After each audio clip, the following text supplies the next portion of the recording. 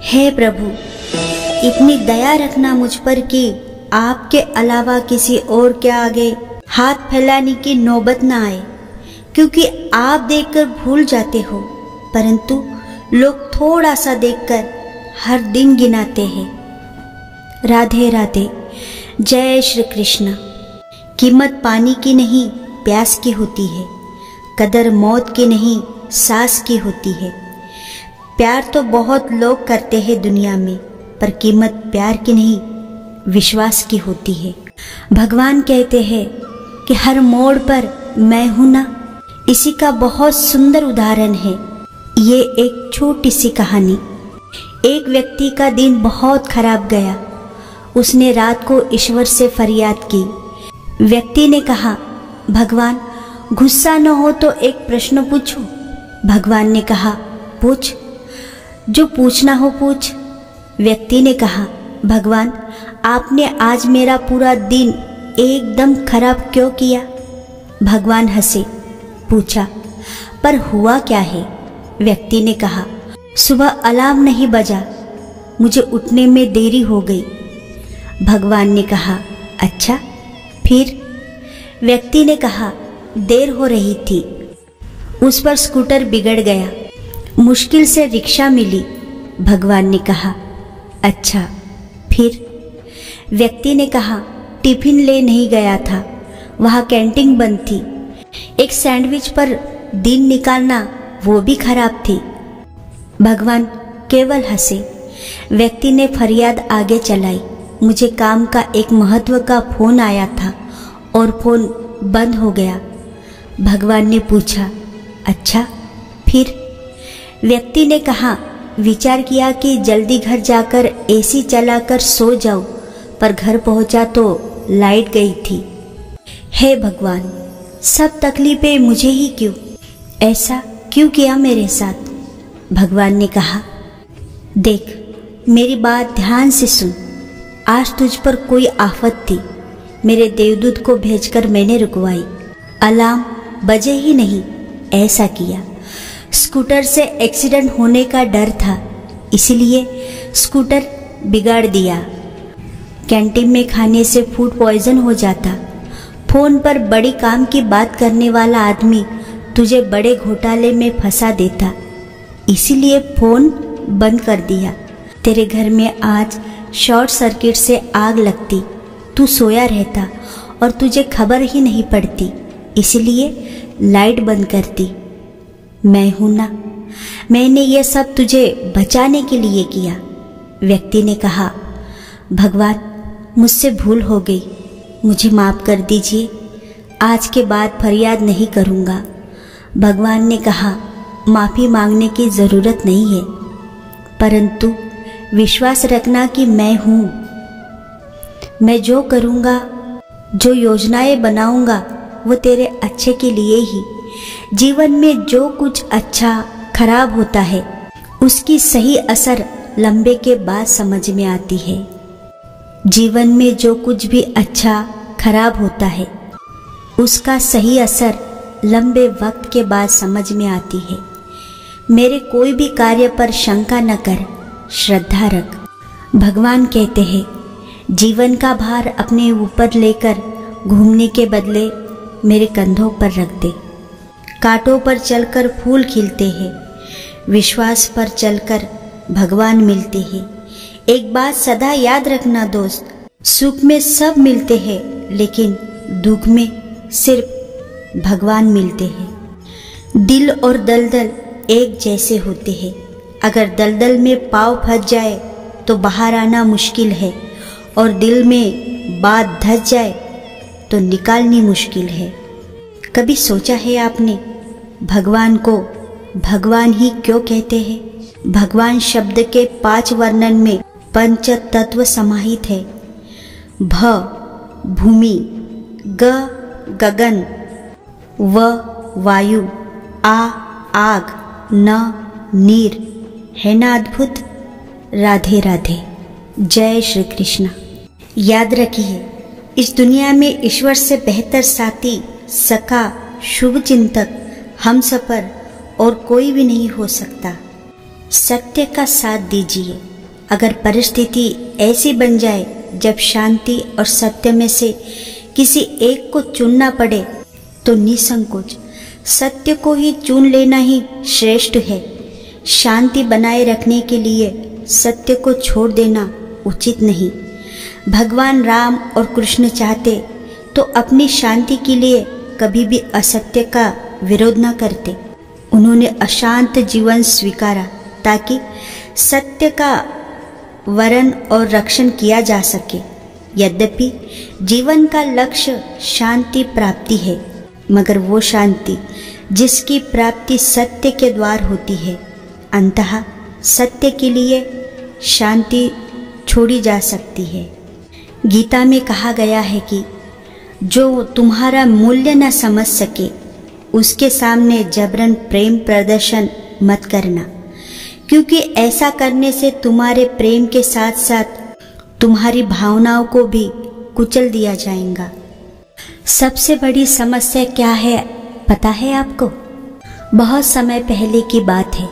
एक महाज्ञानी पंडित हिमालय की पहाड़ियों में कहीं रह रहे थे। लोगों के बीच रहकर वह थक चुके थे और अब ईश्वर भक्ति करते हुए एक सादा जीवन व्यतीत करना चाहते थे। लेकिन उनकी प्रसिद्धि इतनी थी कि लोग दुर्गम पहाड़ियों से लेकर सकरे रास्तों, नदी, झरनों को पार करके भी उससे मिलना चाहते थे। उनका मानना था कि यह विद्वान उनकी हर समस्या का समाधान कर सकता है। इस बार भी कुछ लोग ढूंढते हुए उसकी कुटिया तक आ पहुंचे। पंडित जी ने उन्हें इंतजार करने के लिए कहा। 3 दिन बीत गए। अब और भी कई लोग वहां पहुंच गए। जब लोगों के लिए जगह कम पड़ने लगी तब पंडित जी बोले, आज मैं आप सभी के प्रश्नों का उत्तर दूंगा, पर आपको वचन देना होगा कि यहाँ से जाने के बाद आप किसी और से इस स्थान के बारे में नहीं बताएंगे, ताकि आज के बाद मैं एकांत में रहकर अपनी साधना कर सकूं। चलिए अपनी समस्याएं बताइए। यह सुनते ही किसी ने अपनी परेशानी बताना शुरू की, लेकिन वह अभी कुछ शब्द ही बोल पाया था कि बीच में किसी और ने अपनी बात कहनी शुरू कर दी। सभी जानते थे कि आज के बाद उन्हें कभी पंडित जी से बात करने का मौका नहीं मिलेगा, इसीलिए वह सब जल्दी से जल्दी अपनी बात रखना चाहते थे।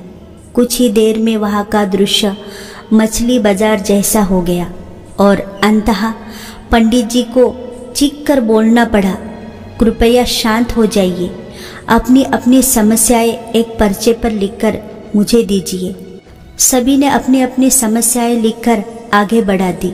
पंडित जी ने सारे पर्चे लिए और उन्हें एक टोकरी में डालकर मिला दिया और बोले, इस टोकरी को एक दूसरे को पास कीजिए। हर व्यक्ति एक पर्ची उठाएगा और उसे पढ़ेगा। उसके बाद उसे निर्णय लेना होना कि क्या वो अपनी समस्याएं को इन समस्या से बदलना चाहता है। हर व्यक्ति एक पर्चा उठाता, उसने पढ़ा और सहम सा जाता। एक एक कर सभी ने पर्चियां देख ली, पर कोई भी अपनी समस्या के बदले किसी और की समस्या लेने को तैयार नहीं हुआ। सबका यही सोचना था कि उनकी अपनी समस्या चाहे कितनी ही बड़ी क्यों ना हो, बाकी लोगों की समस्याएं जितनी गंभीर नहीं हैं। 2 घंटे बाद सभी अपने अपने पर्ची हाथ में लिए लौटने लगे। वे खुश थे कि अपनी समस्या उतनी बड़ी भी नहीं है जितना कि वे सोचते थे।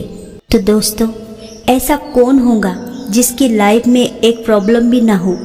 हम सभी के जीवन में समस्याएं हैं। कोई अपनी हेल्थ से परेशान है तो कोई लॉक ऑफ वेल्थ से परेशान है। हमें इस बात को एक्सेप्ट करना चाहिए कि लाइफ है तो छोटी बड़ी समस्याएं आती ही रहेंगी। ऐसे में दुखी होकर उसी के बारे में सोचने से अच्छा है कि हम अपना ध्यान उसके निवारण में लगाएं, और अगर उसका कोई सॉल्यूशन ही ना हो तो अन्य प्रोडक्टिव चीज़ों पर फोकस करें। हमें लगता है कि सबसे बड़ी समस्या हमारी ही है, पर यकीन जानिए इस दुनिया में लोगों के पास इतनी बड़ी बड़ी प्रॉब्लम्स है कि हमारी तो उनके सामने कुछ भी नहीं।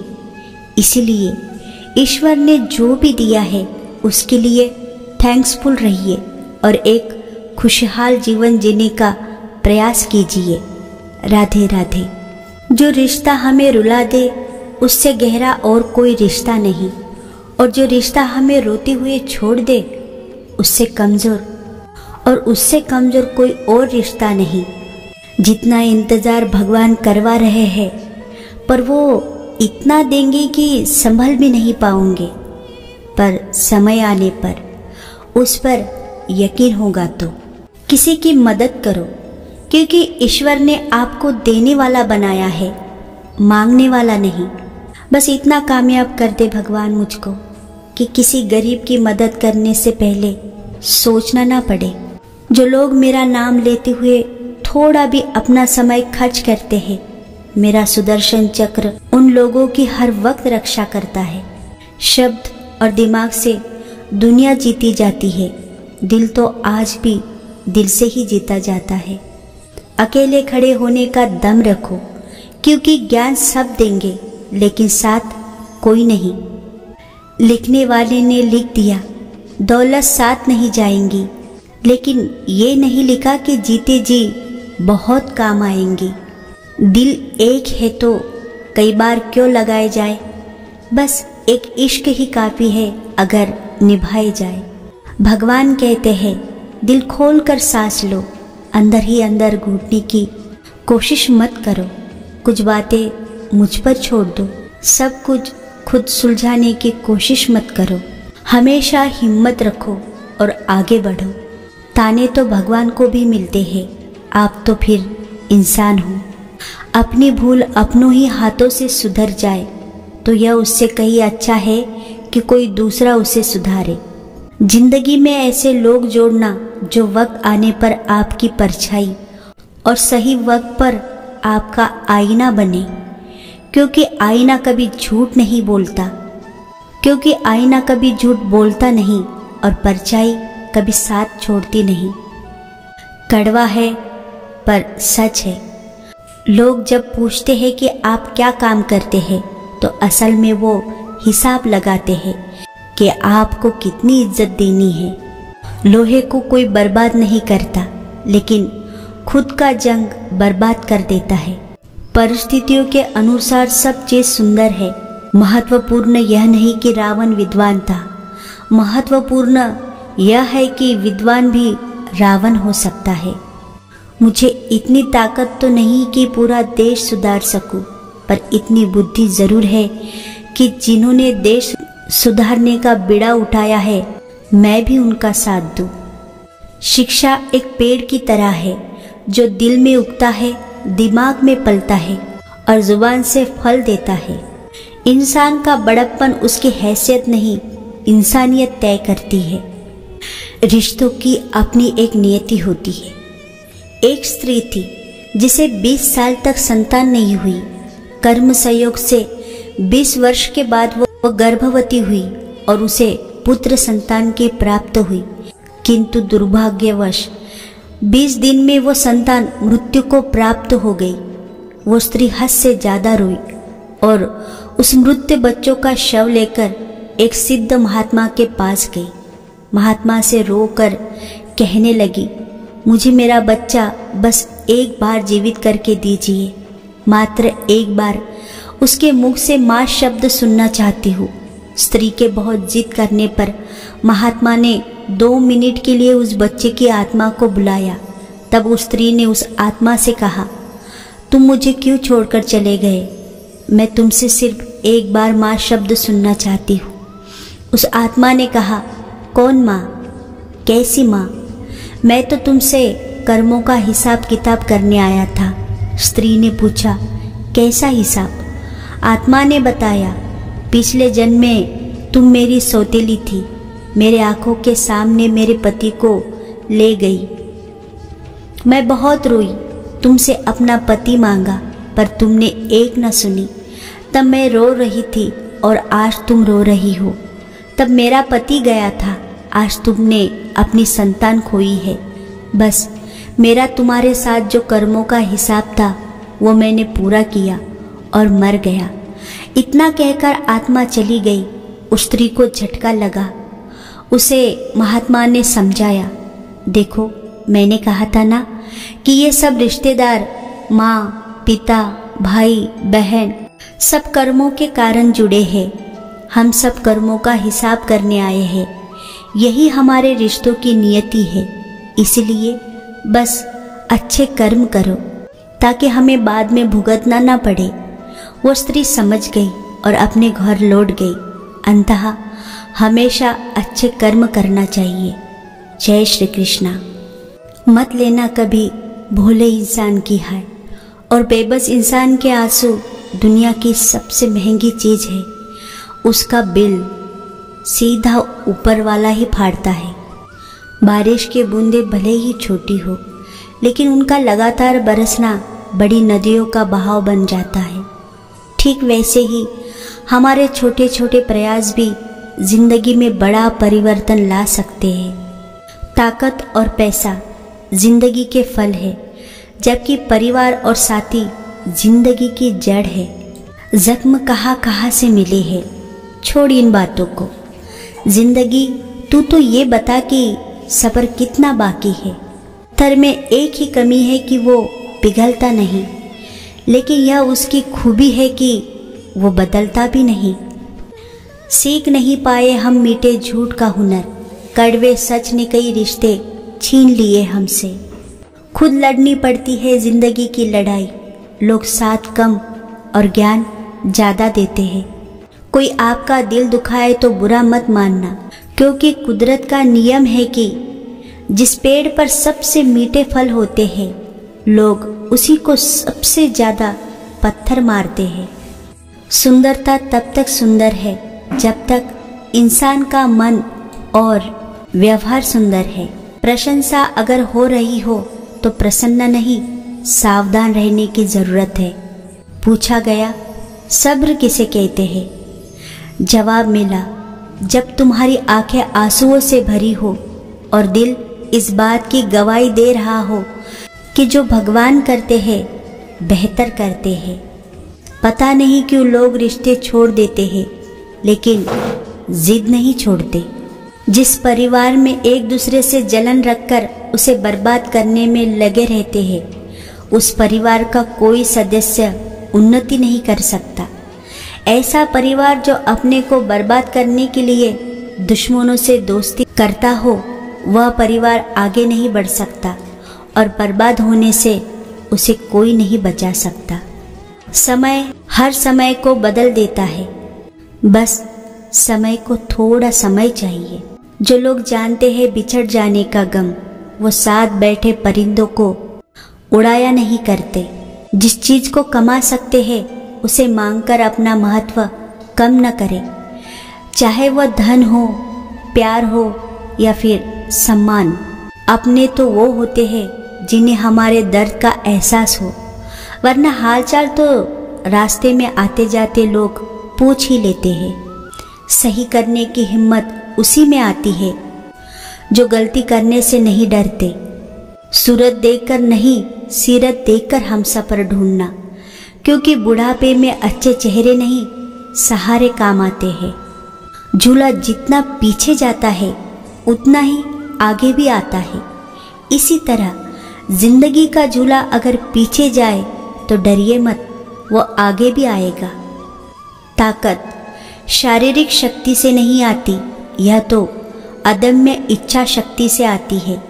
कोई इंसान धन या पैसों की कमी की वजह से गरीब नहीं होता। इंसान में गरीबी अपनी सोच की वजह से आता है। भरोसा नहीं क्या मुझ पर? यही बोलकर तो लोग धोखा दे जाते हैं।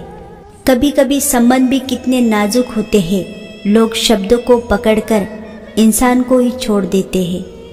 अपनी अच्छाइयों को इस जिंदगी के पत्थरों पे कुछ इस तरह उकेरो कि सदियां बीत जाए जमाने की उनको मिटाने में। जब कभी आप किसी की मदद करने की स्थिति में हो तो उसकी मदद जरूर करें, क्योंकि भगवान आपके माध्यम से किसी की प्रार्थना का जवाब दे रहे होते हैं। कुछ उलझनों के पल वक्त पे छोड़ देना चाहिए। बेशक जवाब देर से मिलेंगे, लेकिन बेहतरीन होंगे। मत भागो उन लोगों के पीछे जिन्हें तुम्हारी कोई परवाह ही नहीं। सच लाख बंदिशों में छुपता नहीं, मगर झूठ पर पर्दे हजार लगाने पड़ते हैं। पहले खुद से तो प्रेम करो, तभी तो किसी और से प्रेम कर सकोगे। और आखिर में सहने वाला जब जुल्म सहकर भी मुस्कुरा रहा हो, तो उस इंसान का बदला स्वयं श्री कृष्ण लेते हैं। राधे राधे। जय श्री कृष्ण, जय श्री कृष्ण।